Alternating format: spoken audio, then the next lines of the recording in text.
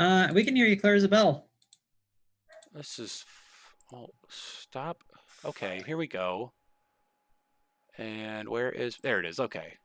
Okay, now I should be able to be heard. Anyway, yeah, sometimes this program tends to change my microphone settings for whatever reason, and I don't know why it doesn't just stay the same. Anyway, to recap, there is GoFundMe by Chris Red to raise money for people being infected by COVID-19 due to being involved in BLM protests. Secondly, there is Shakers on Clark. They're collecting tips for their bar staff. They were open, then closed, then open again. You can find the link to their GoFundMe in the description. Third, there is the black-owned business Bodi Shak. They offer really great fitness classes. I was there this morning. It's really helped me get in shape, mostly because I don't have to think about my workouts when I sign up for a class. Last and certainly not least, there is First Sip Cafe. They are a coffee shop in Asia and Argyle. They have a lot of good coffee and tea drinks, and I have a link in the description to gift cards. If any of these are not local to you, and so you don't really feel super attached to them for whatever reason, I don't know, I feel very attached to them because they are my local businesses.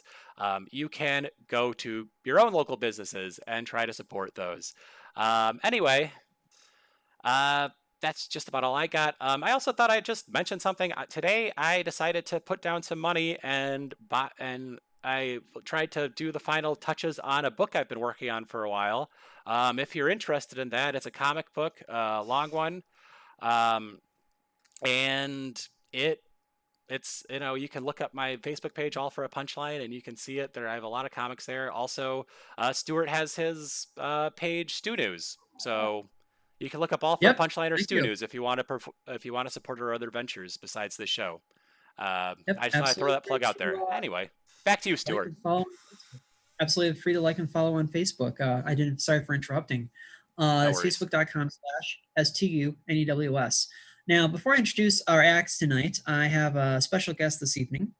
Um, this is someone that I first met around October 2004, and his birthday was yesterday. Please say hello to Duke. Oh. This was technically my sister's Sweet 16 dog, and he just turned 16 yesterday. Don't do the math, please. Yep, obviously he has not been on Zoom before. He hasn't been in any of our shows before. Can't say he's ever seen him. So he is genuinely looking forward to our set tonight. He would prefer to stay on the floor and watch. So for those of you who don't know, we are Flower Shop Bangers. We are an improv duo based out of Chicago. We've been performing together for about 7.5 years. Oh, looks like you're giving some TLC, Duke. Right before the Flower Shop Bangers, from Des Moines, Iowa, we have comedian Sommer Austin. Woo! Right before Sommer Austin, from Michigan, we have Nick Ogle. Woohoo! Right before Nick Ogle is a third comedian, Simon Collier. Woohoo! Right before Simon of New York City, Steve Cohen. Woohoo! And now, leading us off this evening, is another improv duo, except they are based out of Washington, D.C.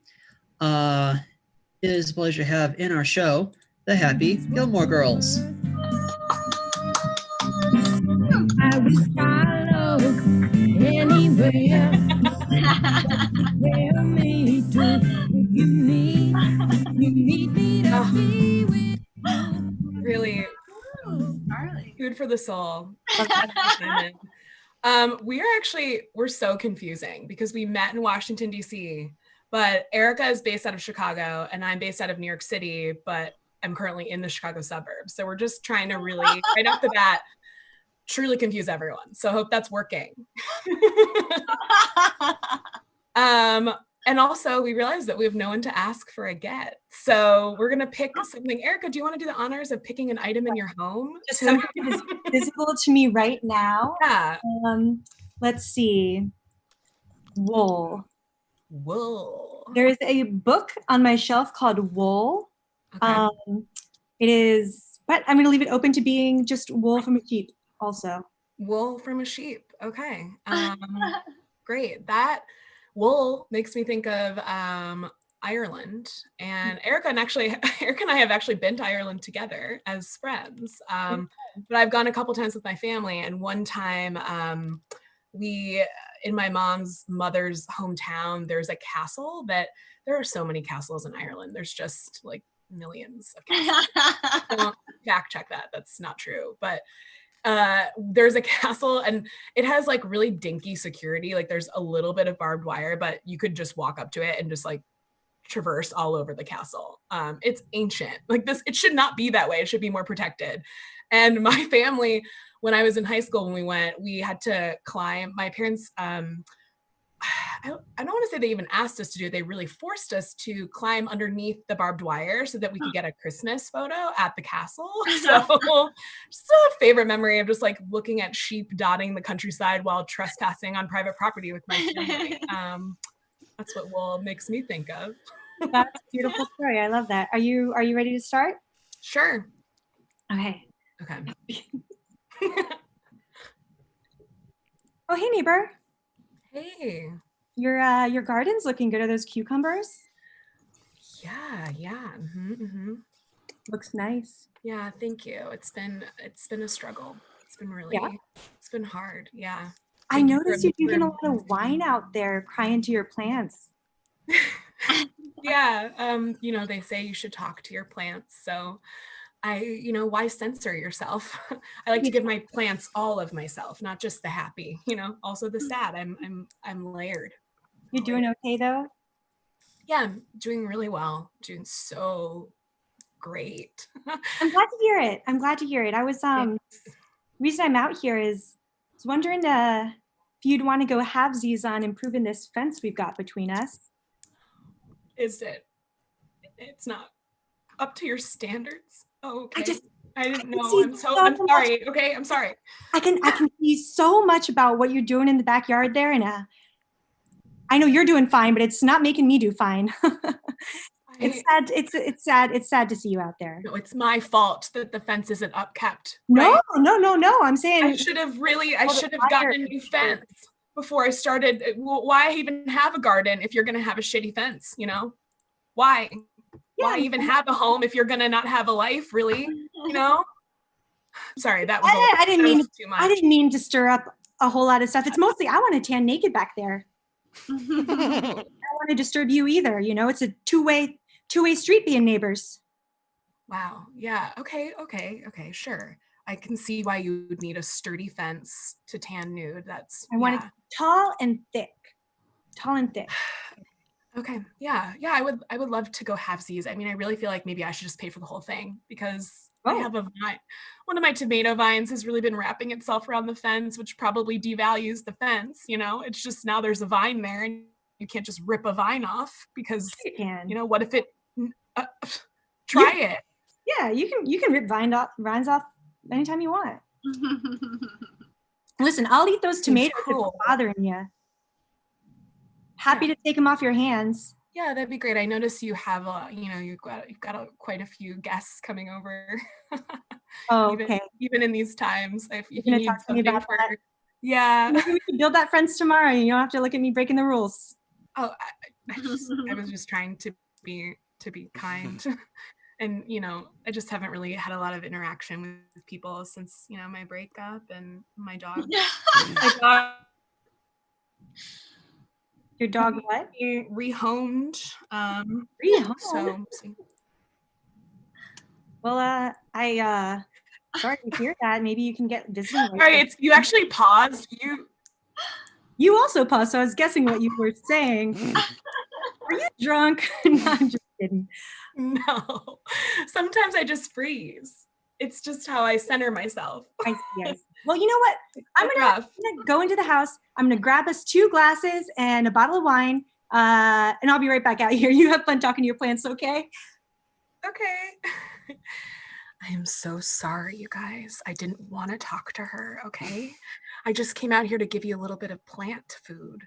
And I went to Menards to get it. I went to a store to buy you food because I love you. You are my everything. I'm nothing without you. Is Pino okay? Yes. Yeah. Hold on. No, just sorry, just you go. taking it. Oh, thanks. Oh, thank you. Wow. Ooh, red. Cheers. Cheers. Okay. So yeah, you've been pretty strict on the rules then, huh? Haven't broken a single one since it started? Oh, no, I am a rule follower. And you've gotta, in a time of so many rules, I'm really actually thriving. I've never been better. It's just my life is very structured, and that is positive for me. I really respect that. I've honestly been having like a little bit of breakdowns here and there. That's why I invited so many people over the other day. I appreciate you not telling on us being a narc or anything. Sure, I'm not a narc. Yeah. Why would you even say that? Listen, I've been talking to your plants too. Could I have a moment alone, please? You want to talk to her? Yeah, I want to talk to the cute. No, I'm talking to my plants. How dare you? How dare all of you? You've been talking to someone behind my back, and you know how much you mean to me. I actually shouldn't even be drinking your wine. Blab and blab. I'm gonna get my own drink. I don't even know why. You can take your glass back. This was a clear breaking of rules. I can't even believe I was. Sorry. I'll be back. Okay. I was just trying to tell her that I get lonely too, I don't know why it's my like immediate instinct to put up walls literally between me and the only people and plants I've been talking to lately, but I don't know, these are hard times, and I guess I just think it's weird that I've been talking to you plants, and I want a barrier to do it again, because I'm starting to feel crazy back here. Starting to feel real nuts talking to you cucumbers. Hey, hi. I feel really bad about the way that I just was. I'm just not myself. I mean, some parts of myself are actually, again, as I said, thriving, but other parts are a little bit off the rails. So I brought you, I have an adult coloring book that I've been just working on and off. So I ripped out a page. I don't know. It seems like you might need something to focus on. So yeah, well, my hands are full with these glasses, but just put it in my mouth. Okay. Here you go. Thank you. Is that a Lizzo coloring book? Pardon? That a Lizzo coloring book? Yeah. I got it. I ordered it off an independent book site. I did not know Amazon. So it took a long time to get here, but it was worth it. It was really worth it. I've been having a lot of fun. It's really exhilarating to just choose my own colors and just like work at my own pace too. Like I'm only on page 3 and I've had it for actually got it before quarantine. So I got it about 6 months ago and I'm on page 3. Oh my God. I just drank out of both glasses. Oh no. Have you been tested or anything recently? No, but I really haven't left my apartment. I mean, you know that. I really it's just either my bedroom or I'm crying out here. I'd really feel more comfortable if you drank out of both of them as well. I don't want to like a blood pact. I don't. Yeah, if I'm I want to make sure you're sick too. Wow, that's like kind of a huge bond. It's a lot of trust. We can take care of each other. Sure.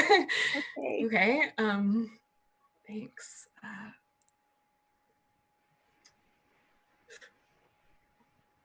I think that was my glass. This one was mine. I can tell. Wow. I feel kind of different. I feel powerful. Yeah. Wow. Well, hey, if you need help gardening anytime, I could. Now that we both got it, we could probably hang out. I don't know if I don't think that's how that works. I don't think it doesn't mean we have it, It's like if 2 people, I don't even want to go down this. If 2 people have a disease, I shouldn't even talk about this. I'm just saying if 2 people have it, then you're just spreading it back and forth and it's fine. Nobody's doing any harm. Yeah, okay. That's the neighborly way. I Yeah. finally have a community. That's Yeah. amazing. Wow. Thank you so much. I really needed this. Thank you. And Same. really need those wine glasses back. Oh, okay. There you go. I'm just gonna put them on the Scene. ground where they're Scene. safe. I'm wiping the scene, Erica.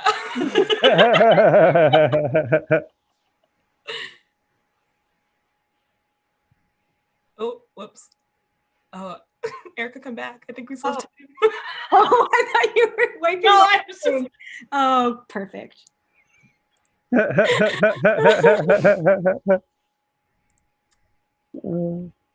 So what I meant when I said that I wanted a barbed wire tattoo, it doesn't mean anything. It's just a style choice. It's not like it's fine. It's just like a choice. And it goes with everything else, you know?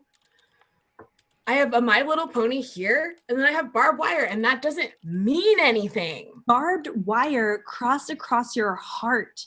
How is that supposed to make me feel, okay, as your girlfriend? It's just I just like how it looks, okay? Obstacle you're creating before I can love you. Dana, it doesn't mean anything. Not everything has to mean something, all right? I just like it. I just like how it looks right here. People get tattoos because they mean something, even if they don't know it yet. It's in the back of your mind, and that's why you got it. Well, why do I have the Jewel Osco logo on my wrist? That Because doesn't you mean anything. love Osco. Well, yeah, but I also shop at Dominic's. I also shop at Pete's. I also shop at Mariano's. I shop at so many stores. I just felt like getting the Jewel Osco one day, okay? It doesn't mean anything. It's not a loyalty program, okay? So if I get barbed wire over my heart, it doesn't mean that I'm closed off to love. It doesn't mean that. All right. Maybe I'll get a tattoo then. Fine, great. We can go together. Okay. I'm going to get a panther on my butt. Okay. I don't know about that. That's a lot. That's kind of yeah, that seems really vicious and ferocious for such a soft, beautiful part of your body. Not to police your body or anything, but I'm just saying it's really meaningless. Just because I get a panther on my butt doesn't mean I'm going to be a vicious lover. I wouldn't mind that. Oh. Okay. But I guess it doesn't mean that, so it doesn't mean anything. You want me to be all intense with you sexually, but you won't give me a piece of your heart. Wow. I can do all that stuff. I just can't do it if we're not sharing the heart connection first, okay? Okay. I mean, would it be okay with you if I got it somewhere else? What if I got it, I don't know, above both of my eyebrows? So then our minds are closed off to each other? No, just the eyebrows.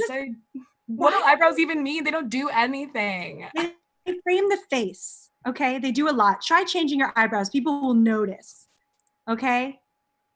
I guess. I'm just saying, why do you have to? Yeah, that looks weird.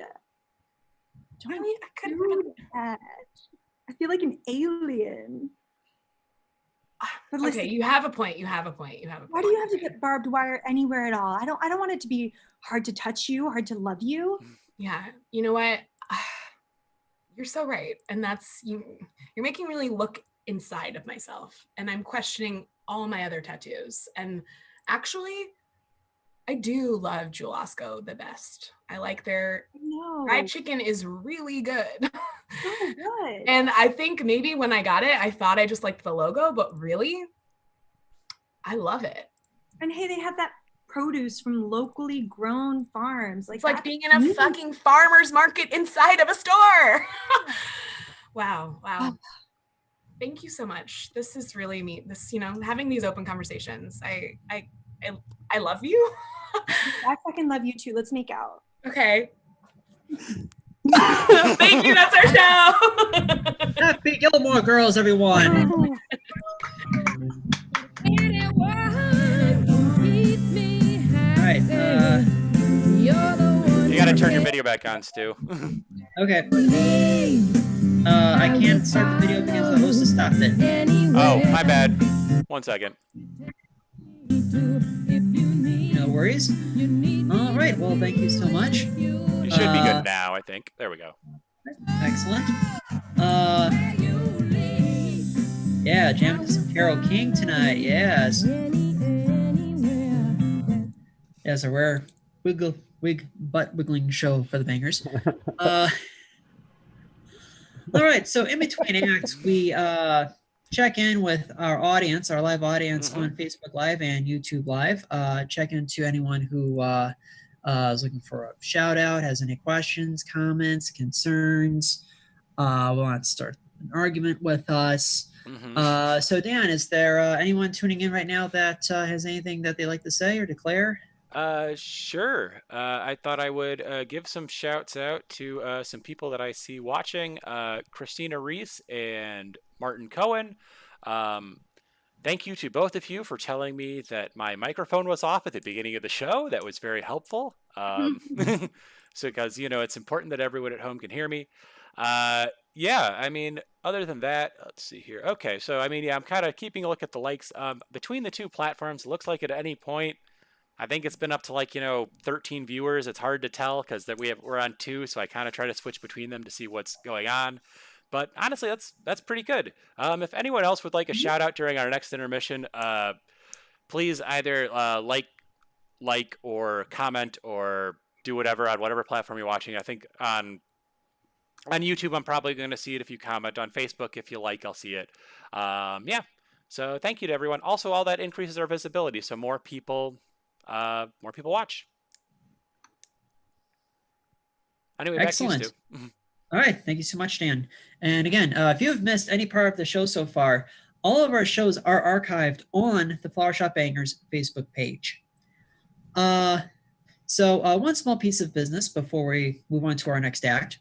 So when Dan and I relaunched our show at Shakers on Clark over 2 years ago, we began a campaign to save Chicago Barprov.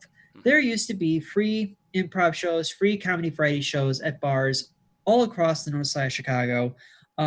We used to host our show at Underground Lounge. We were Uptown at Lounge, and then we headed over to Shakers. But there also used to be shows at the Horseshoe, at Crocodile Lounge, at Mullins. Okay, most of these shows were mostly along the Belmont corridor, but nevertheless. But one by one, a number of these bars started going out of business. They just started phasing out comedy. They just moved in a new direction. So Dan and I took it upon ourselves to be kind of a tent pole for the notion of seeing free comedy in a bar. And to encourage and support Chicago Barprov, we set up a barprov tip jar. Now, I don't physically have the jar here tonight. It's actually very lovely. It's a plastic cup with duct tape on it. But it's back at my apartment on the northwest side.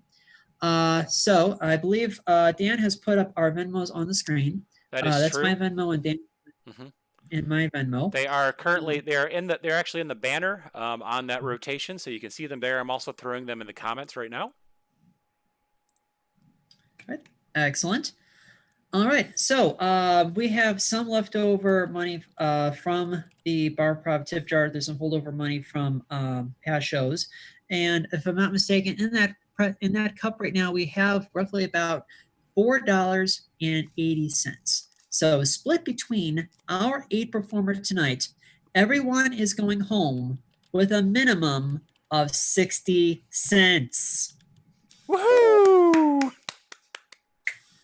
Just think, with that money, you can pay for 12 minutes of parking in Lakeview. So if you are enjoying our shows tonight, please, throw some money into our tip jars. A couple of our performers I've even thrown in their Venmos as well. Otherwise, we'll just split whatever tips we have 8 ways, because we have 8 total performers this evening. Without further ado, our next comedian was first in our show, I believe, in early June. And it is a pleasure to have him back on our show. somewhere in Brooklyn, we have Steve Cohen. Can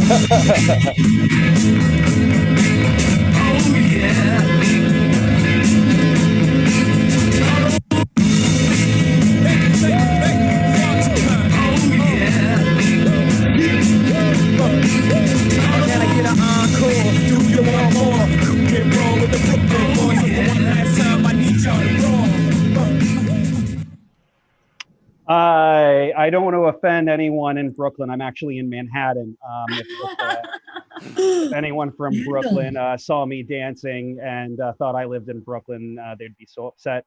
Don't worry. I also don't want to tell you how much parking 60 cents would get you in Manhattan. It's very depressed. Not a minute. You wouldn't get a minute of parking for 60 cents. If you try to get a minute of parking for 60 cents, some guy would just pop up out of nowhere and say, "Fuck you." Are we allowed to curse on the show? I forgot. Go right ahead. Go right ahead. June feels like a century ago. This has been the longest summer of my life. I think Summer just agreed with me, one of the comics. Is that you, Summer, going, Summer, how tall are you? 5.5. Summer is the most average sized Summer that I know. I don't know if you guys can tell this just by looking at me, but both of my parents are not cool. It's genetic. I got my 23andMe back. I'm 50% Ashkenazi Jew and 50% Civil War reenactor. Possibly 1% serial killer podcast host. I keep getting emails from 23andMe. They keep changing it. I don't know. Stuff happens. The report said that I have a very high risk of dying during the song Cotton Eye Joe at a shotgun wedding. I've been gone a long time gone. Where did you come from? Where did you go? Where did you come from? Cotton Eye Joe. Where did you come from? Cotton Eye. Oh no, Daddy, he get it away. Don't worry, honey. I got him. Oh no, Daddy. Who gonna help me raise this unborn child? Don't worry, honey. I've always loved you. Mwah. Mwah. Mwah. Mwah. Incest. That was a cautionary tale. Don't let your son go to school for theater. He'll end up on a Zoom stand-up show doing incest act-outs at 8:34 p.m. Eastern Standard Time, 5:34 Pacific Standard Time, and whatever those shitty states in the middle have. I don't know. I don't know those. I'm just joking. I love Chicago. I love Chicago. I lost the audience. No, come back to me, audience. Yes, thank you for the private message in the group chat, though. Stuart, my dad is a Jew. He didn't really send that, but my mom's a Catholic, so religion's been a really important part of my atheism. My mom likes to tell everybody that I was named Stephen after the first martyr that dies in the Bible after Jesus. Oh my God. It's not true, guys. It's not true. I was named after her second cousin that she has a crush on. Oh God. Yeah, please don't judge my mom, okay? Incest is part of our culture. I'm from Florida. All right, I'll take that little nose breathe. I like that nose breathe. Whoever that was, thank you for the nose breathe. Growing up in Florida was difficult. All the other kids loved telling Jew jokes. Eventually, I had to say, "Well, actually, I'm a Jew. I'm a Jew," which is the voice that all middle school Jews use.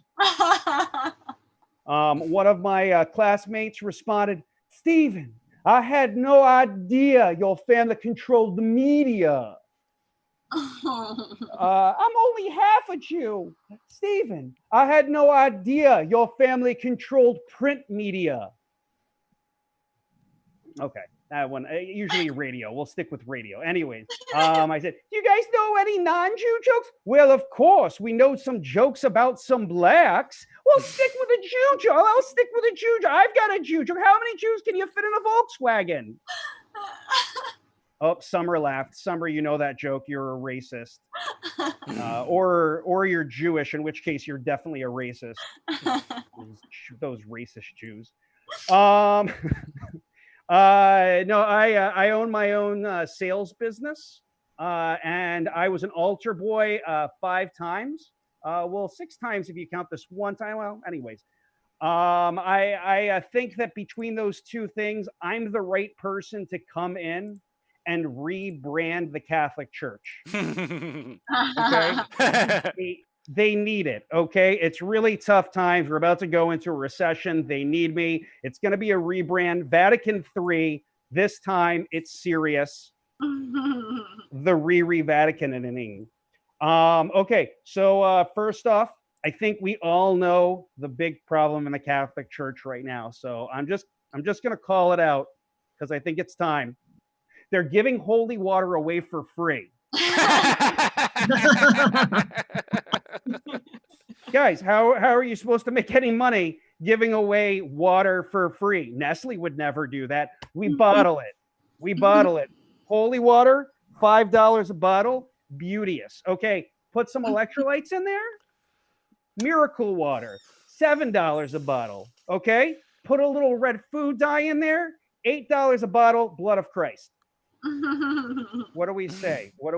Okay. There have been some problems with the priests and children. I know that's important. Let's stick a pin in that. I'm sure we'll come back to it. Don't worry. We'll come back to it. I promise. Okay. Really important. God. He's an old white man. Okay. It's been done to death. Zeus. Okay. Odin. All right. Me. We get it. Old white men are great. Okay. We get it. Why don't we give somebody else a try? All right. What if God was a hot single MILF? Yeah. I think we like that. Okay. She's got a fanny pack that she can keep everything ever in, but if she runs out of space in there, she also has a giant purse. That's great. Okay. Her ex-husband is Jesus. I know a lot of you were thinking, I remember the Jesus character from the original, and that's God's son. Well, this is a reboot, okay? This is a reboot. Jesus figured out that he was gay. They got a divorce. It's amicable. It explains the sweet beard to muscle ratio. Okay. We're going to keep him white. He's still white. Okay, white people. So you don't lose that because it would be really expensive to repaint everything, honestly. We are going to remove the crucifixes, though, and we're going to put in CrossFit machines. So now that explains why he's so muscular. Okay. He's doing pec flies, just pec flies for days. They do have a Holy Ghost still. But now he's just a ghost haunting their house. Okay. He's got some old ideas. He's got some old timey ideas like it's okay to impregnate teenage girls. Okay. Some people just can't change. They do have 2 kids, God and Jesus, that they adopted. Okay. They adopted them from China. Hear me out. Have you noticed there aren't a lot of Catholic churches in China? We're missing out on a huge space. It's a huge opportunity, big market. Those 2 little kids are going to bring in a lot of money. Imagine the action figure sales. They love cell phone games over there. Children of God. It'll be a cell phone game. It'll be great. It'll be great. It'll be the best. It'll be huge. Guys, speaking of Jesus, though, why is Jesus so white? Can I say that? How did Jesus end up being so white? He looks less like a Middle Eastern architect who's trying to save all of humanity, and he looks more like an NYU adjunct professor that keeps trying to give my 17-year-old sister cocaine. Okay. I just feel a little bit uncomfortable. I feel a little bit uncomfortable that I'm getting a sunburn from the lamp that I have behind my computer to light me, and he's walking around Judea with skin so Caucasian it says, "I'm not a racist. I love Kanye." Guys, you've been very sexually attractive. Thank you so much. I hope you have a wonderful evening. Thank you, Stuart and Daniel. Now look what you made me do. Look what I made for you. Knew if I paid my dues, how will they pay you? When you first come in the game, they try to play you. Then you drop a couple of Okay, hits. Dan. Let's take another update. Or let's Sure. get another update. I don't know. There hasn't really been a ton in the way of like comments or there aren't really any new shout outs, but I thought I would say people always told us that like Facebook would be the better platform for this, but tonight YouTube seems to be overtaking it. I don't know. Wow. Interesting. Okay. The upstart. Yeah. I don't know what the Okay. thing is. I don't know. I added hashtags to the description. Maybe that's it. At one point, I think we had we got up to like 14 viewing at home at one point between the two platforms. So yeah, that is superb. yeah. Okay, well, again, we are so grateful that you are tuning in right now. Well, I was going to do this later in the show, but I do want to mention that we do this show every Sunday and Wednesday, and this coming Wednesday is going to be our 40th. I'm flashing 40. Our 40th remote show. What's going to be unique about this show is that this is going to be the first show that we've done where all of our performers were previously in our other remote shows. We're going to be bringing back Maya May, KJ Whitehead from our All Canada show, Jessica Peugeot, and the Cleveland Improv Jam. So please make sure to check that out. And we have a theme show coming up. Next Sunday, the 16th, we're doing our halfway to Valentine's Day show. All of our performers are either married or in a long-term relationship and are all performers. Or in some cases, they perform together. So please make sure to check that out. So I did not intend this next part of the show to be a Florida doubleheader. I completely blanked on the fact that Steve is from Florida. Next performer happens to be from Jacksonville and has the 904 phone number to prove it. We first reached out to this comedian 4 years ago. They said they weren't able to make it then. We just kept running into schedule conflicts. So it is an absolute thrill to finally have him in our show. Please give it up for Simon Collier. All right. Yeah.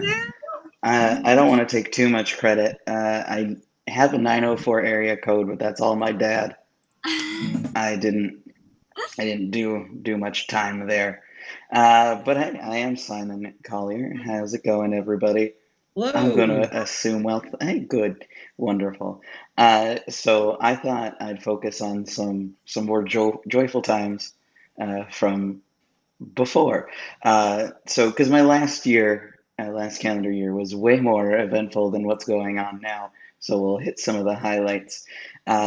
Last May was great for me because I finally got top surgery, which is so exciting. I finally got to say boob bye to my breasts.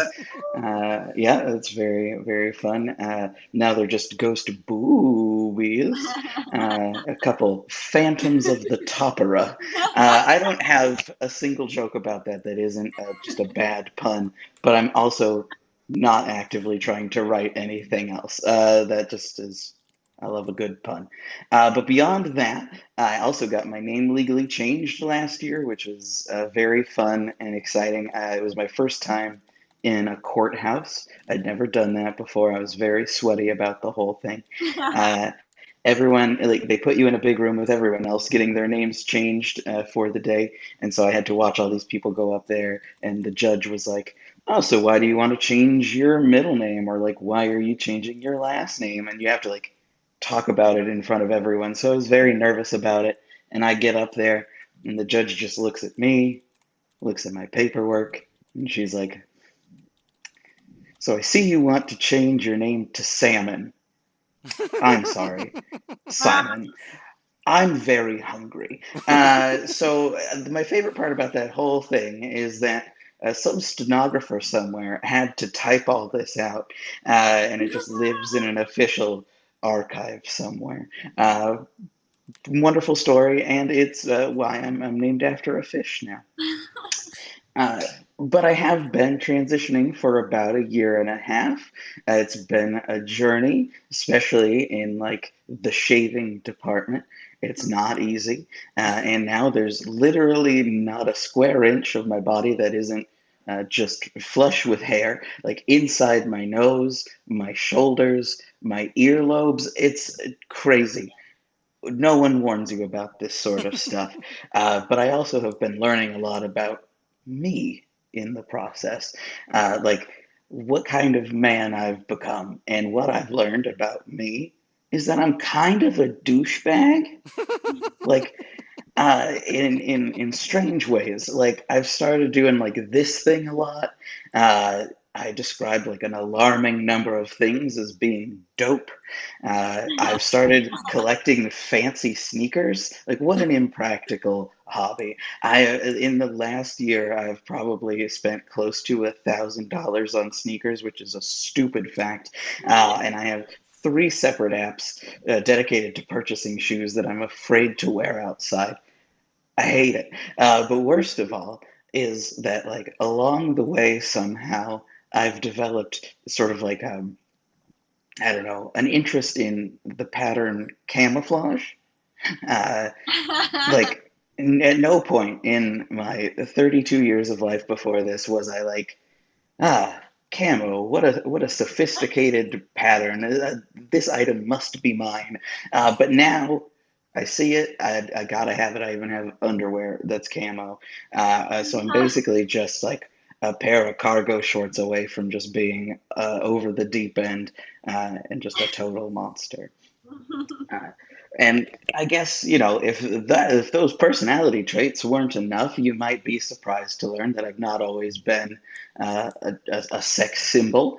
The other overweight albinos on the cover of Vogue and GQ might throw you off from this, but it's true. I spent most of my life just assuming that I was going to die completely alone, surrounded by nothing but cats. But again, I am only 32. There's plenty of time for that to come true. I mean, it's just, I guess, like for a long time, my dating prospects seemed unsavory at best. When I first moved to the city almost 10 years ago, people still took taxis, and I was trying to catch one day, and this man came up to me. His name was Tony. I know this because he told me. And Tony started off our conversation by asking if I could donate some money to his daughter who needed an inhaler. Unfortunately, I had none to give. And this was okay with Tony. His tune changed quickly, and he asked me out on a date. So I guess like his funds for like medicine and things were in deficit, while his pool for things like wining and dining were in surplus. I declined, you know, but again, we left it on very good terms. He gave me a hug for some reason and helped me catch the cab that I needed. It was very lovely. But sometimes I like think back on it and I wonder what Tony's up to, you know? Like, did he find love? Is his daughter alive? I don't know. I feel like a little bit of a heartbreaker. But one of my favorite things that ever happened in Chicago was I was waiting for the train up at the Bryn Mawr Red Line station, and a man came up to the platform to deliver a pizza to the platform, and he approached me and he asked if it was my pizza, and I said no. I'm going to be picking mine up down at Argyle. And so he was like, oh, cool. And he followed it up by asking if I wanted to go out sometime. I was in a relationship at the time, so I told him this, and he thought that was cool. So we both agreed. And then he was like, well, but can I get just one kiss? Yeah, what the nerve of this guy? It's like he doesn't understand that the whole point of me being in a relationship is so that I stopped making out with CTA pizza delivery men. But some people are just audacious like that. But again, like things have changed now that I've been transitioning. I've been getting compliments from people that are not just complete strangers. I've been told I'm handsome. Someone even described me as a snack, which is a compliment, I suppose. I don't know fully what it means, but I'll take it. But I think mostly it makes me wonder, like on an introspective kind of level, what sort of snack would I be? Because there's a lot of different snacks in the world, right? Like there's tons to choose from, and I don't think I'd be a very healthy snack. Like so, we're gonna take baby carrots, pitas, hummus. Those are all off the table to start.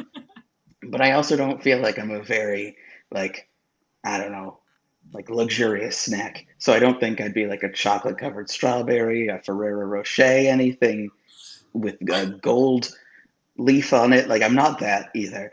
I just feel like I'd be sort of like a snack that you feel a little guilty about. Something where you get it at a gas station and then you eat it alone in your car or like an isolated stairwell and then you don't tell anyone about it. So sort of like a Slim Jim or like a hot dog. I don't know, something like that. I told this joke one time, and a woman in the audience was like, you'd be a satisfying snack. And that's was the most interesting heckle I've gotten. But also, I guess that helps me out because now I know I'd be more like a Snickers or like a well-balanced trail mix.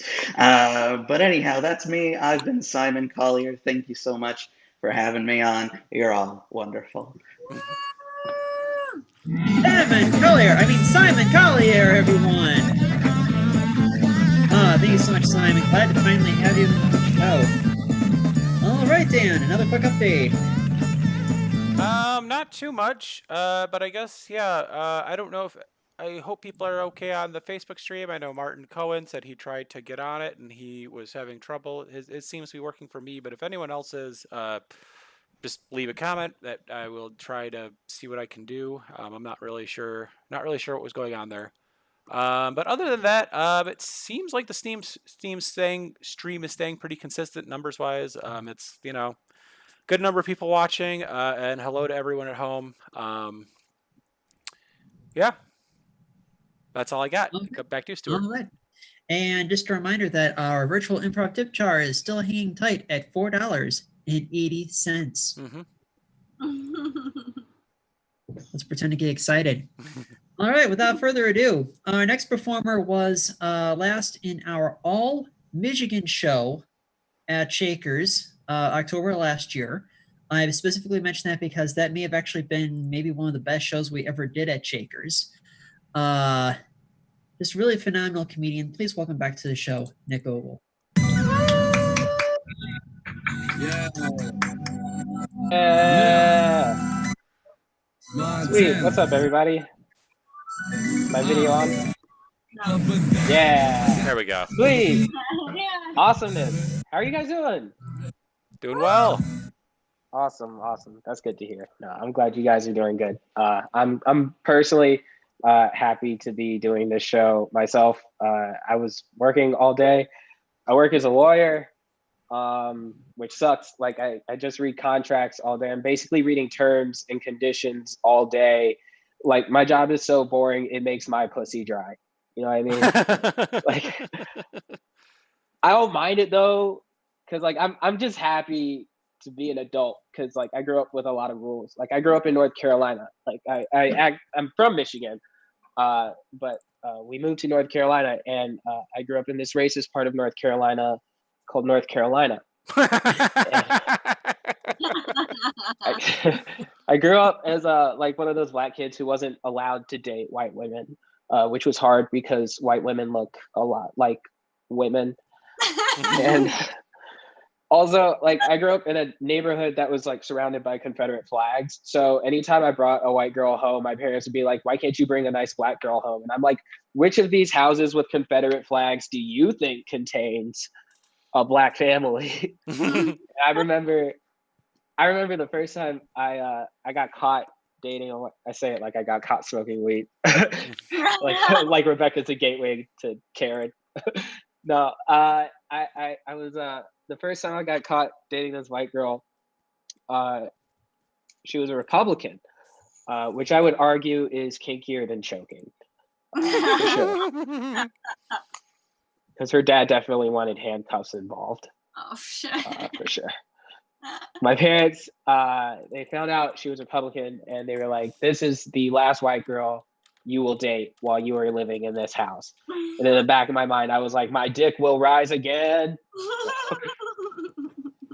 Everybody knows this, but it's true. Like, you learn a lot about yourself in relationships. I was dating somebody during quarantine, and I got dumped, which sucked. You know, CDC was like, everybody needs to be distant, and I was like, or we could talk this out. There were a lot of firsts for me in this relationship. Like, she was the first woman that I dated who had a kid, and I love this kid. Sometimes he would call me daddy. I'd be like mother, like son. I love it. I also learned a little bit about parenting. Like, I learned that, like, through watching her raise her son, taught me that, like, being ready to be a parent isn't a question of, like, whether you're financially stable right now or whether you have your shit together right now. It's a question of how committed you are ready to be for your child right now. Also, I learned that I hate Twinkle Twinkle Little Star. Like, he would sing, "Twinkle Twinkle Little Star, how I wonder what you are." Nigga, didn't you just say it was a star? Like, what the fuck are you wondering about? Also, I have yet to see somebody sing "Twinkle Twinkle Little Star" to an actual star. That song was written for a star, and I hate to be the woke one here, but that's astrological appropriation. I just don't think it's right. How I wonder what you are.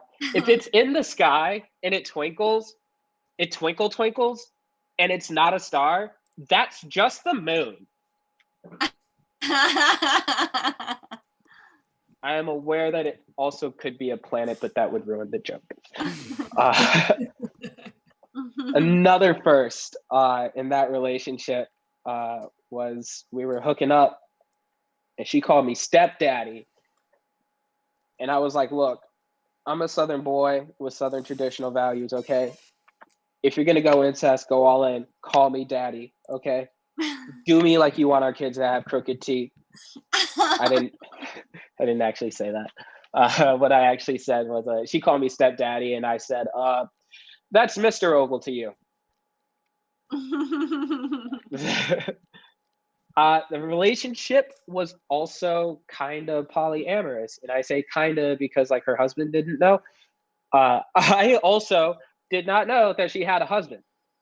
He eventually found out about me when she told him, and I eventually found out about him when he came to my apartment at 3 a.m. that same night. And he and I talked it out, and he was weirdly cool with it. He was like, "Look, it's her choice. If she decides that she wants to leave me and be with you, so be it." And I was like, damn, her pussy is so good, it put together its own transition team. I mean, the vagina had a meeting with the board of directors. They gave him a severance package. They were like, "Unfortunately, company policy states that once we go black, we cannot go back." But she ended up choosing him, though, and she dumped me, and she stayed with him, and it hurts, and it still hurts. And that's actually when I learned about the importance of self-care. And by self-care, I mean being petty. Like, he works at T-Mobile, so I've been trying to put them out of business by telling people why they shouldn't shop at T-Mobile. Like, did you know T-Mobile, like, for instance, voted for the war in Iraq? That's true. And I'm just saying Verizon has never changed its stance on gay marriage. I don't know. While everybody's out here trying to defund the police, I'm trying to defund T-Mobile. I'm happy to be working from home though. That's cool because I used to take the train to work every day because I love traveling by Petri dish. I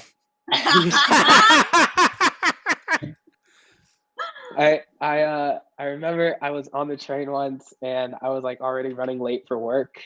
And then the train got delayed. Now, usually when the train gets delayed, it's because there's construction or somebody's on the tracks, faulty equipment or something. But this day, my train got delayed because our driver got out and smacked a passenger. I am saying he got out and all I heard was smack. I don't give a fuck about your elbows. And I was like, yeah, this is worth being late to work for sure. Because most delays are annoying. Like if you're stuck in traffic, that's annoying. But if you look up and you see that traffic is caused by a fight between a Real Housewife and the Quaker Oats mascot, you'd be like, yeah, grandma's funeral can wait, you know? It's not like she'll miss me. So I got out of the car to go watch this fight because I got nothing better to do besides go to work. And I see this fight between two black men, you know, who had what I would call two surprisingly normal elbows. And everybody's watching this fight. And so nobody's in the front of the train. And so I go in the front of the train and you know how they had those like pre-recorded delay responses? I went in there and in my best impression, I pick up the PA and I go, "We're sorry, we are experiencing a nigga moment on Clark and Lake. We expect it to go viral shortly." All right. I've always like, I don't know, tried to impress girls. One thing I did in high school once was I tried to impress this girl by joining track because everybody knows girls love a guy who can finish fast. So I joined track, and I actually joined track because I had a crush on this girl. Her name is Jess, and she had a crush on my friend Jason. He played basketball. That's a real sport. High school track is not a real sport because like every other high school sport, like the coach is at least a teacher. Our coach was not a teacher. He wasn't even a janitor. He was just an adult they found. So also our school was like weirdly segregated because it was in the hood, but it was a magnet school. So like it was really diverse, but then you also had these hood kids. So all the hood kids, they were sprinters. So I chose to run distance because I'm like, okay, I'm the closest thing to Kenyan we got on distance. I should be good at this.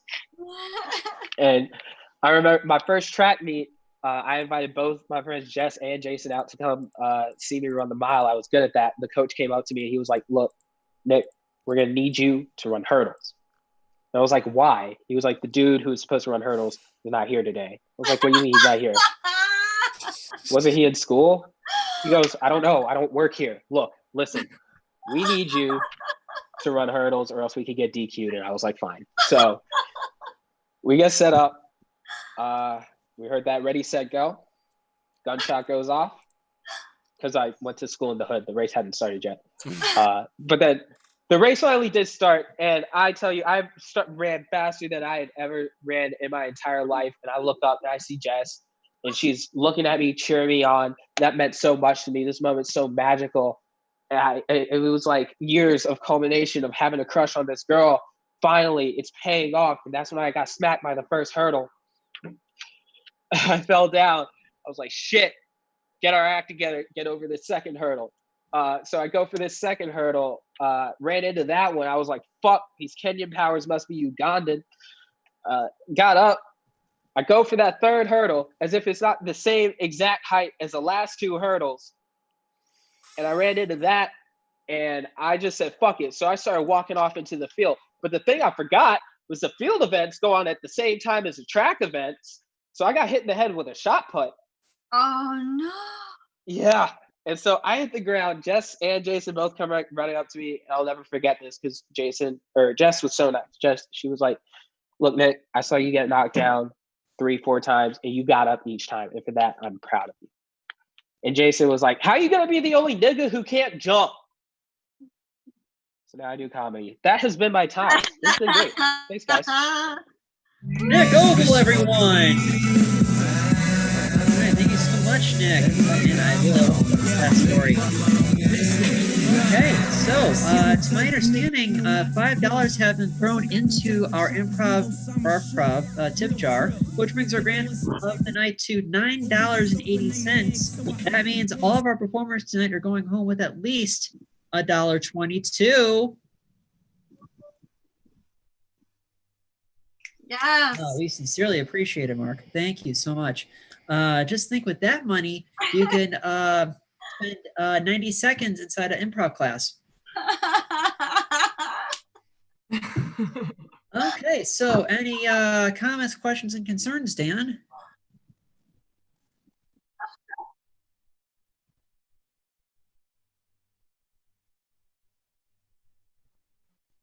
Excellent. Okay. So I have a quick correction to make about our next performer. I had said at the very beginning of the show that she is from Des Moines, Iowa. She is technically from a suburb called West Des Moines. And I made a note of actually Googling this town. The town slogan is West Des Moines. If you're driving to Windsor Heights, you're too far north. From West Des Moines, Iowa, the heart of Iowa. Please give it up for Sommer Austin. Oh, thank you so much. Hey, everybody, turn on your cameras and unmute yourselves. Give it up for yourselves. You're so awesome, so funny. Nick, I agree. White girls are the worst. You're right. Yeah, y'all are cool. Snack, agree. Hey, Steven, you have a theater degree? Guess what? I have an MFA in acting. Yep, that's actually true. So don't feel so bad. I have to ask, Stuart, is there any way for me to check if my family is watching on the live stream on Facebook? Any way of checking on family? Hey, everybody, is my family watching? Oh, that's a good question. I don't have your Okay, dad's well, number. you know what? All right, well, hopefully, this is the thing about live stream. You always have to be really cognizant of who might be watching. So let's go ahead and talk about my family, because you mentioned West Des Moines, Iowa. Now, this is true. I am from there originally, have not been there except to visit in like 20 years. So I'm based in Chicago.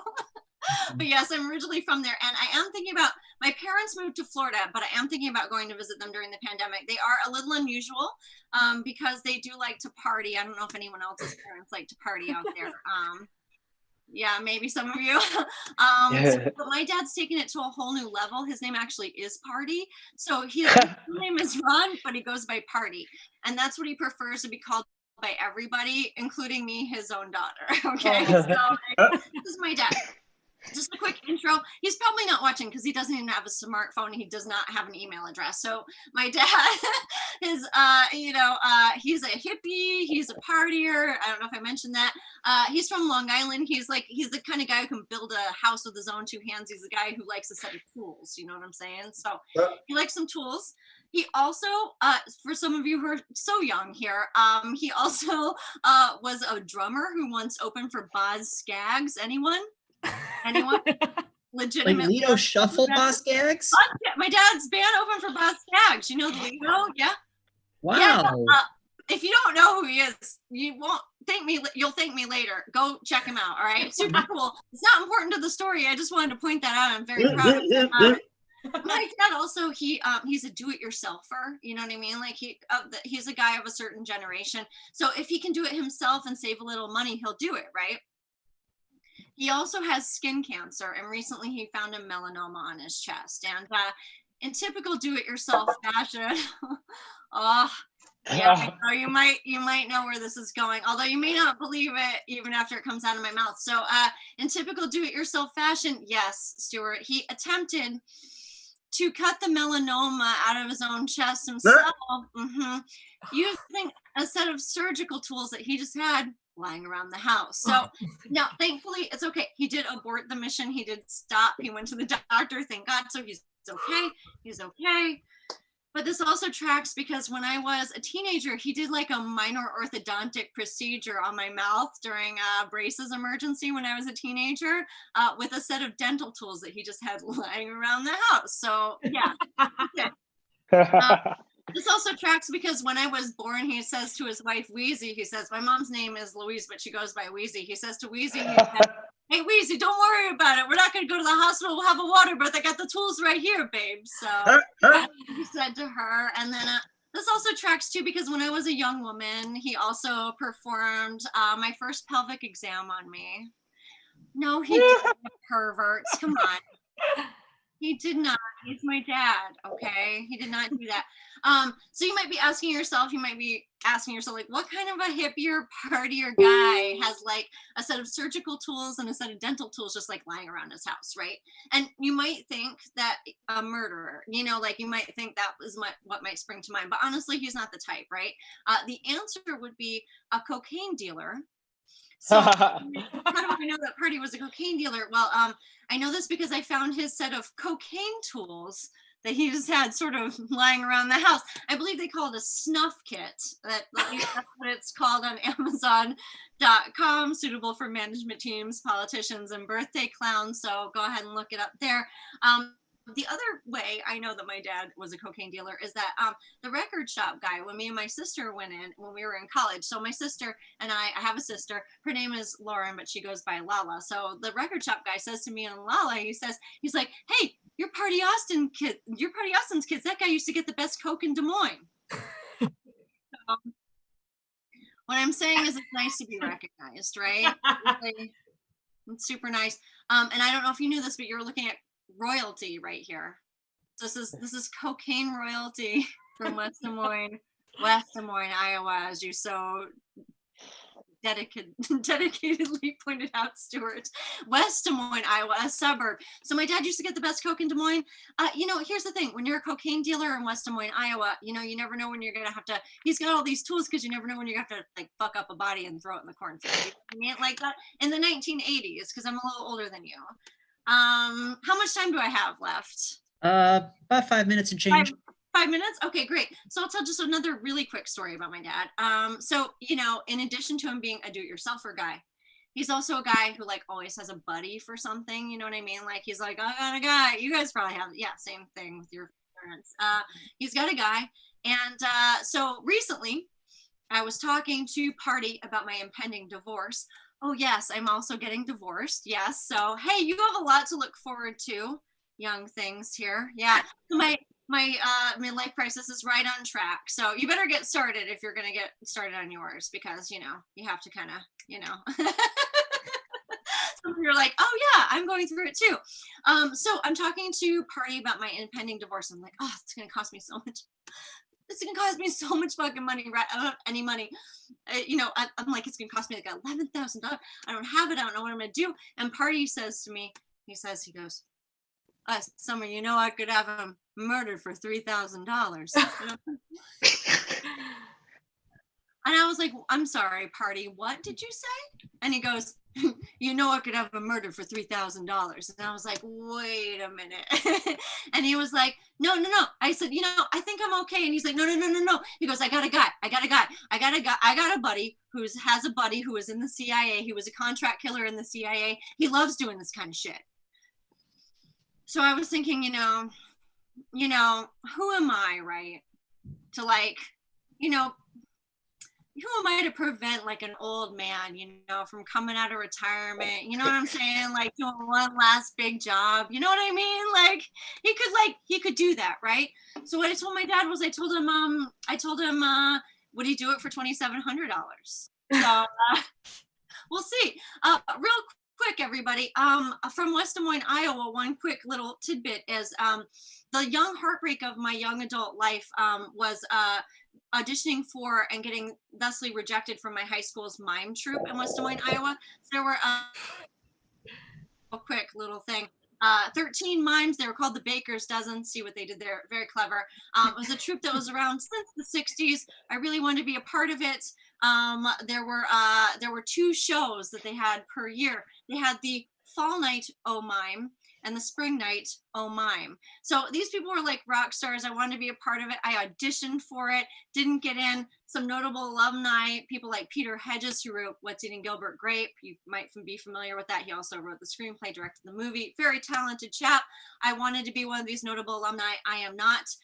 What happened during a fall night and a spring night oh mime was Second City style blackouts, which many of you are probably familiar with being from Chicago, followed by very earnest, heartfelt, serious silent skits, about things like, peer pressure and things like divorce and all the stuff that was plaguing teenagers at the time. And some very adult themes, such as like a 16-year-old person grappling with, thank you very much, the complex emotions involved in watching his wife die of childbirth, and then jump 20 years later, and then he's dancing with his adult daughter in the moonlight, and he that's how he met his wife, was dancing in the moonlight, who's no longer with us, and the piece is called Dancing in the Moonlight. Well, my audition piece was a very serious skit. I did not get the part, but I have to say, I think I was robbed. My audition piece involved me being a teenager, having a fight with my parents, becoming a runaway, becoming homeless, and then becoming a productive member of society, all choreographed to Tom Petty's Learning to Fly. You may not realize it. And the title of my piece was, of course, Learning to Fly. This all took place in 4 minutes and 2 seconds, which is the length of the song. And I think you can all agree that they didn't know what they were doing when they did not get me for that troupe. You know what I'm saying? All right, everybody, thank you so much. I'm Sommer Austin. This was a pleasure. Have a great night, everybody. Woo! Sommer Austin, everyone. Okay, so our thanks to Sommer, Simon, Nick, Steven, all these S names, to the Happy Gilmore Girls, Katie and Erica. Dan, one more check-in before we get to our final act.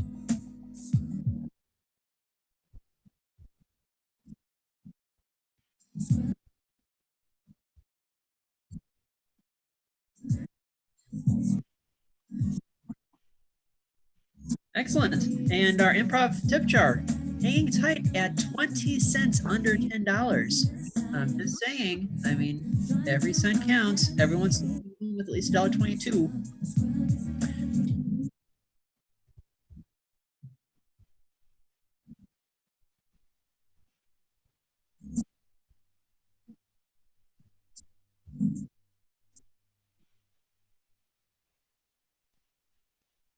All right, excellent. Without further ado, your final acts of the evening are the co-hosts and co-producers of Semi-Regular Sundays at Shakers on Clark, or at least we called it Semi-Regular Sundays because we would perform there 2, maybe 3 Sundays a month back in the normal times. Shakers Game, we hope to see you again soon. They have been performing together for about 7.5 years and have done improv festivals as far-flung as Baltimore, Maryland, Grand Rapids, Michigan, St. Louis, Missouri, Omaha, Nebraska, and Baltimore, Maryland. 2 weeks from tonight, they will be appearing in the Yippee Fest virtual comedy festival, Yippee, which is normally held on the northwest side of Chicago. And again, you can like and follow them on Facebook. Please give it up for the Flower Shop Bangers.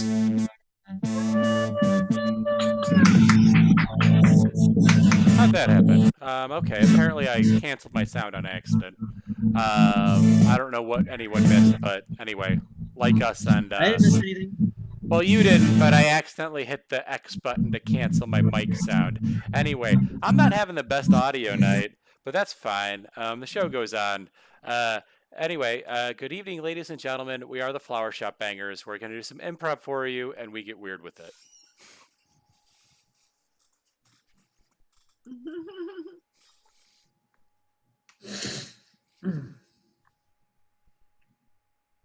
I got two for you. There are 2 of these. Oh, you got the 2. Okay. I have excellent. the 2. Thank you. Mm-hmm. I like the cabbages. Thank you. I know you like the cabbages. I get the cabbages. They're good cabbages. Yes, I like coming to this vegetable stand you've got there. You know, they're the best cabbages ever. You can't go wrong with my cabbages. It's just a thing. They're the best damn cabbages I've ever had. I mean, these cabbages remind me of the old country. The old country? The old country. Well, you know, you go to Yes. the old country and you get the old stuff. You go to my cabbage stand, you get the new cabbages. You don't get the old cabbages. Why do they remind you of the old country? I feel insulted. Oh, no, it just makes me feel nostalgic. Oh, I see. Yes. Yes. Nostalgic. Okay. That's a good Got thing. that cabbage smell. Mm-hmm. If they made cabbage scented Glade plugins, I would buy them. Cabbage scented Glade plugins. As a matter of fact, I'll be honest with you, I have some. Liz, oh my god, I had no Here, idea. I've been expanding my line of cabbages. You see, here are some of my new products. Oh my goodness. Cabbage scented Glade plugins. Cabbage scented. I will do one for every room. Yeah. Yes. Okay. That is just one of my many products. You should remember this, though. Oh my goodness. There's the cabbage scented Glade plugins, but there's also the cabbage scented candles, as well as some cabbage oil and yeah, that's it. That's still way more than I could have expected. I mean, this is more than I knew about 5 minutes ago. Well, you see, Sergio, I have been expanding my cabbage line. You know, it's it just felt a little lacking. You know, just selling cabbages every day. You know, even though I know I make delicious cabbages, I feel like, you know, there's more to life. Absolutely, Gustavo. Absolutely. Yeah. No, so I appreciate. Yes. I mean, I'm totally down for all of these cabbage paraphernalia. I hear cabbage oil is very, very effective, more so than CBD. Yes. Cabbage is much more effective than CBD. It's my cash. Well, there's your cash. Yes, thank you. I will take the cash. You're almost welcome. I will let you on a little. Yeah. In my family. Oh yes, I know. You have been buying my cabbages for many years. All of your children have grown up big and strong. I'm well aware. That is why have hair on their chests. All have hair on their hair on their chests. Mm-hmm. All 10 of them. All 5 10 boys, of them. 5 girls. The boys, the girls, all lots of hair. I've seen how hairy they get. And very developed shoulders. They're very broad shoulders. Yes. It comes in the family, but I want to make sure that they are healthy and they live a perfectly normal adulthood. I understand that. That is why I am giving you some of my new products, you know? You're the only Thank one I you. would trust with these things. I am honored. I am absolutely honored. Yes. You see, I still remember the first day you came in. Let me just... You were my very first customer. Flashback. Broskie, i Bodi Bitskie. Är det folket till Broskie? Är det Broskie i Broskie Dania? Yes, sir. The Broskie. Oh. Yes. English, it is not strong. Okay, I got you. Yes. Sorry, this is... I don't actually speak the language. I just talk. Oh, cabbage. Yes, I know. It's cabbage.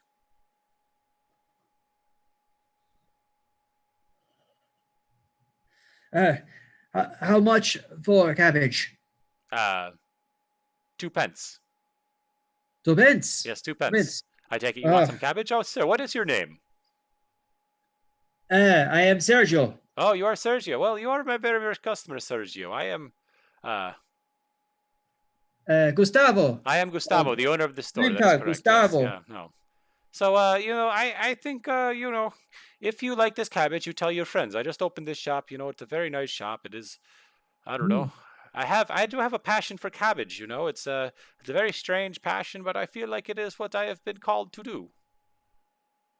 I think you have truly found your calling. Yes, you know. Forgive me. English still in progress.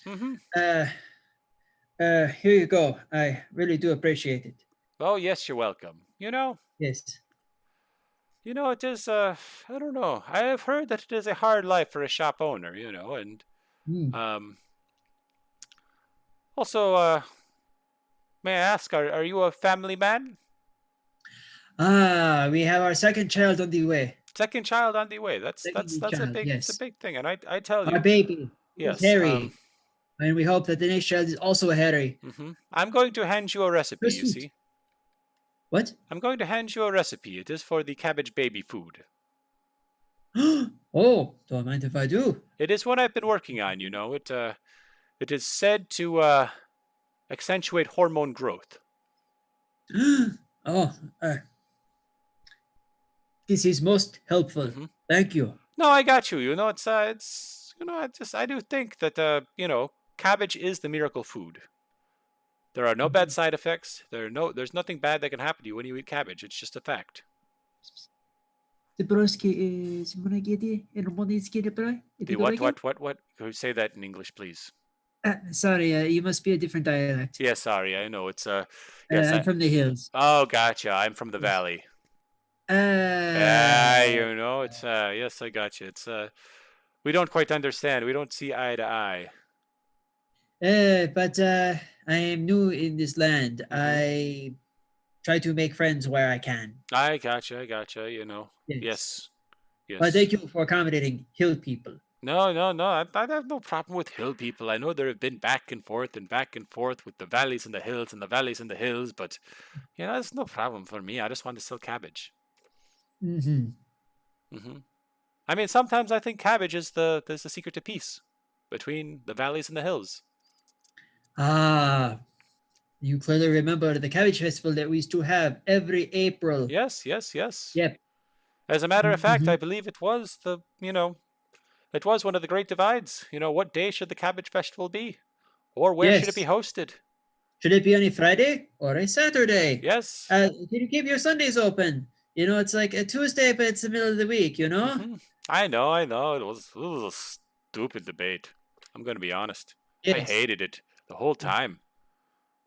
I mean, here I was, you know, a young cabbage farmer about to turn cabbage salesman, and now I've become a cabbage salesman. But at that time, you know, it was like, wow, what are people fighting about? And the flashback? Yes. Those were good times. Those were good times. And since then, we have restarted the Cabbage Festival. Yes, we have brought the Cabbage Festival to the United States. We have brought it to the United States. It is a very, very popular festival now, you know? Yes. Oh, my God. Yes, I mean, my lovely oldest daughter, she is going to be the Cabbage Queen for 2020. Yes, I know. And this year we have Green Day playing. Green Day! Green Day is playing in the Cabbage Festival. Green Day. I mean, that's how big this has got. We love the Nimrod. Yes, I know. Yes, we never got into the Dookie, but we love the Nimrod. The Nimrod. Oh, how much they love the Nimrod. Oh, yes, you know, and I think that at a certain point, you know, I don't know. I don't know how it got so big, you know, this Cabbage Festival. It was, but I didn't understand. I underestimated the love for cabbage. You know? Yes, I mean, it's an underrated vegetable. It is not a hip vegetable, but it has so many benefits. I mean, I could not have had 10 children without cabbage. Yeah, I gotcha, you know? Yes, and look at you. I mean, you've reopened your store after, you know, being shut down because of the pandemic. Oh, there was a lot of, oh, yes, I know. The pandemic, it was not a good time for me, you know, and but at the same time, you know, it's like I don't understand how I was not an essential business, you know.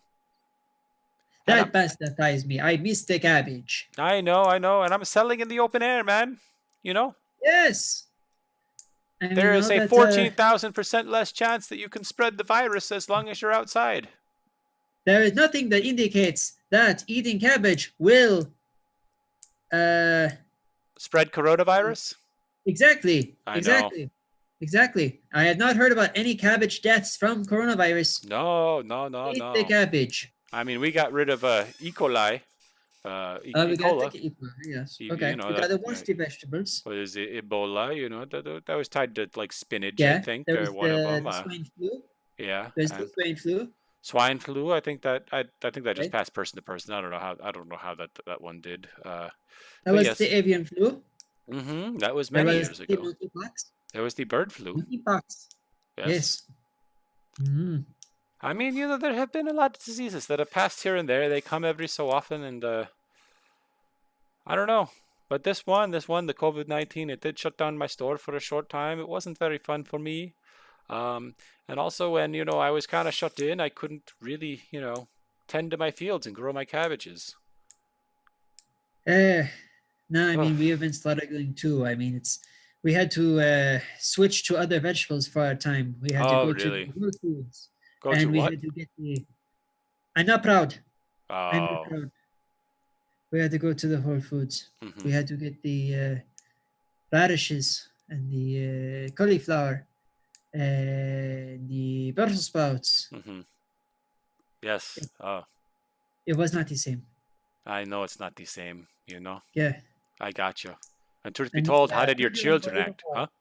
And you build your own burrito bowl. Oh, the build your own burrito bowl. I got you.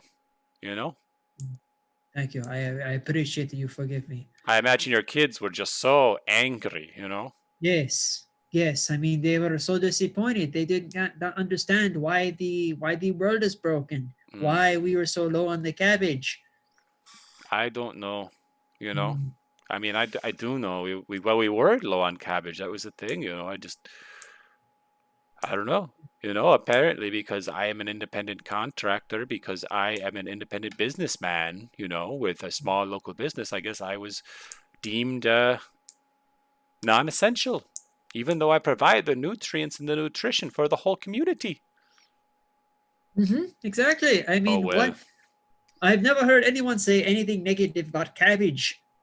Never. Actually, you know what? No. Never. The only people who I hear say anything negative things about cabbage are the people who don't like to eat cabbage. Exactly. And they are missing out. They are weak-willed. They are cowards. Yes, they are. It is unfortunate that those types of people, it's like, I don't really understand them, Because I will tell you, I take my cabbage. I eat it in bunches. Yes. Yes. And you know what? That is how I ate it as a child. I would just go like this. There you go. Eat that cabbage. Oh, that is good cabbage. And I can tell you, it makes me big and strong. The Cabbage Festival this year will be remote only. That is disappointing, but I understand with the times. Yes, I know, but Yes. You will have to log into the Microsoft Teams to see the cabbage. Yeah, I know. But thankfully, everyone who bought a ticket, we are delivering cabbage to their household, as well as several cabbage recipes that they can make at home. It's I think it will be fun, I'm sure it will be. Yes. Most certainly. I mean, truth be told, this year we're introducing like cabbage powder to replace your matcha powder in your lattes. I bet you didn't see that one coming.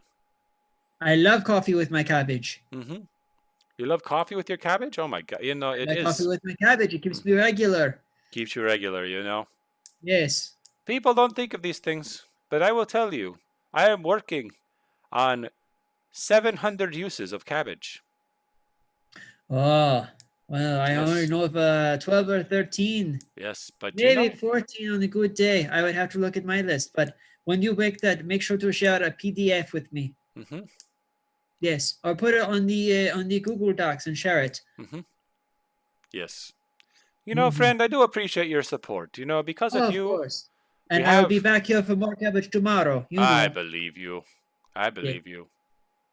You never miss a day? I never miss a day. And that's our show. That's our show.